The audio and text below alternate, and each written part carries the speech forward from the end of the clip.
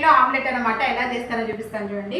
First అయితే సన్నగా తరిగిన ఆనియన్ చూసారు కదా, ఎంత సన్నగా అంటే అంత సన్నగా చాప్ చేసుకోవాలి. ఇంకా దాంట్లోకి కొంచెం అల్లం వెల్లుల్లి పేస్ట్ అయితే వేసాను అనమాట. ఇంకా నెక్స్ట్ వచ్చేసి సన్నగా తరిగిన కొత్తిమీర ఎంత ఎక్కువ ఉంటే ఆమ్లెట్ అంత టేస్టీగా ఉంటుంది. ఇంకా కొంచెం ఇందులోకి కొంచెం పసుపు,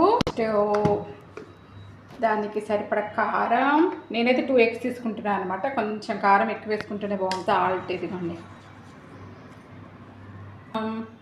ధనియా పౌడర్, గరం మసాలా అయితే తీసుకున్నాను అనమాట. మెయిన్ ఇంకా మంచిగా వేడెక్కాలన్నమాట.